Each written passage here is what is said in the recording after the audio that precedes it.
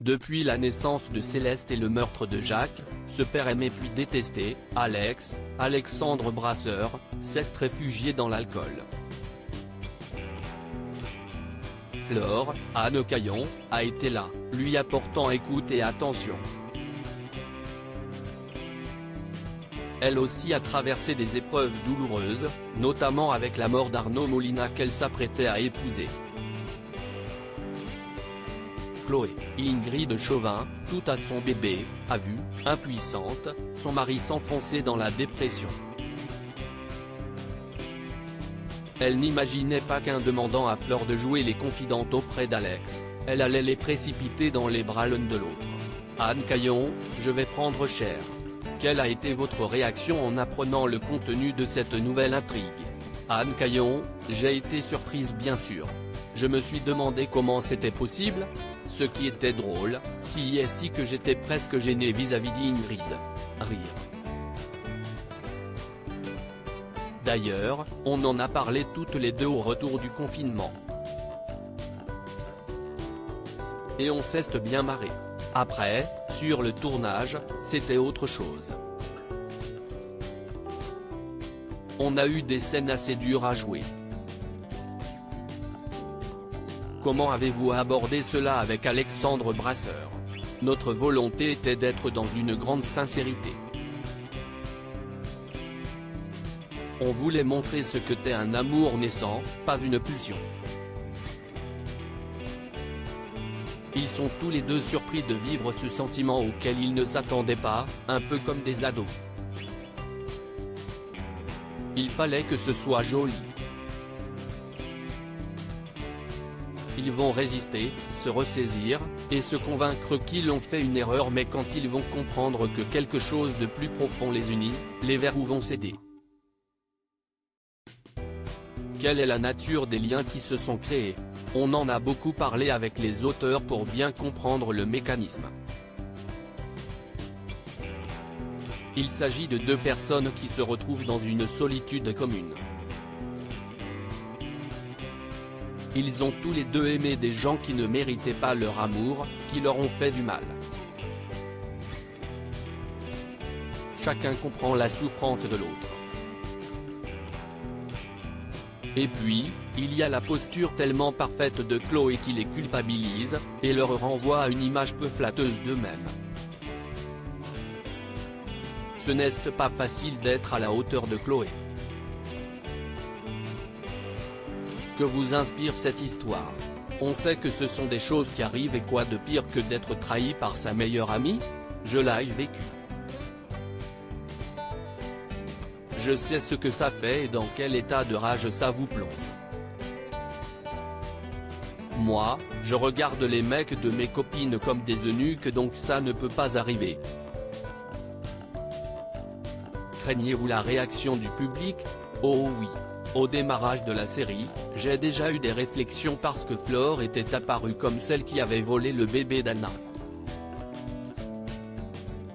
Alors là, je sais que je vais prendre cher.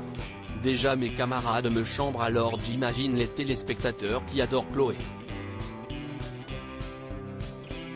Cela dit, pour ma défense, Flore va sincèrement tomber amoureuse d'Alex, et je tiens à rappeler que Chloé n'a pas toujours été clean. Elle a quand même piqué Raphaël à Rose. Ingrid Chauvin, en cas de trahison, je coupe les ponts et je disparais. Comment avez-vous accueilli cette nouvelle arche? Ingrid Chauvin, avec surprise, émotion et reconnaissance. Je ne m'y attendais tellement pas. J'étais curieuse de voir comment Chloé allait réagir. Je me doutais bien qu'elle n'allait pas rester les bras croisés, à subir une telle déflagration. Depuis un an, les Delcourt sont beaucoup dans l'empathie. Là, ils vont se confronter à des choses plus âpres.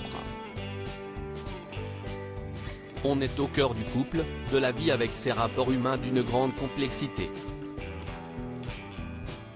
Par quelles étapes va-t-elle passer? En premier lieu, le choc bien sûr, puis très vite la colère.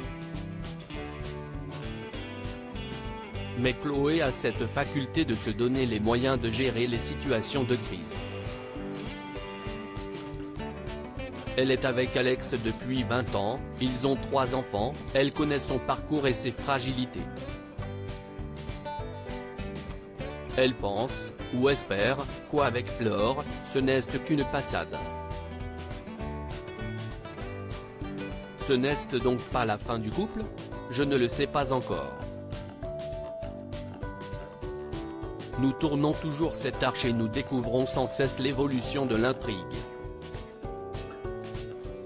De mon point de vue, ce n'est pas une cassure nette et définitive. Je ne dirais pas la même chose de Flore et Chloé. Ça risque de prendre un peu de temps avant qu'elles puissent se reparler normalement. Le public attend évidemment la réaction de Marianne. Et il ne va pas être déçu. Déjà qu'elle n'avait pas un amour débordant pour son gendre, là elle va pouvoir lâcher les chevaux. Attendez-vous à des scènes truculentes. À quoi va se raccrocher Chloé pour ne pas sombrer? À sa famille. Elle va mener un combat de femme et de mère, essayer de sauver ce qui peut l'être de son couple et protéger ses enfants coûte que coûte. Qu'auriez-vous fait en pareille situation? Difficile à dire tant qu'on n'y est pas confronté. J'imagine que la découverte est toujours un choc après, contrairement à Chloé.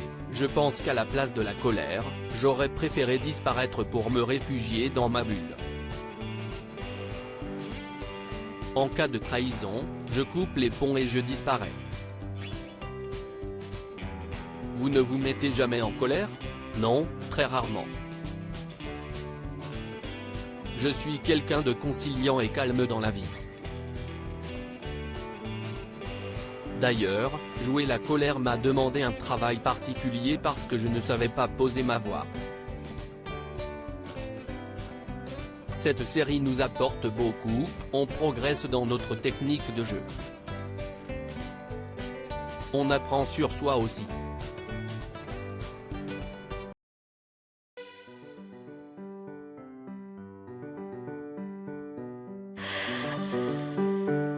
나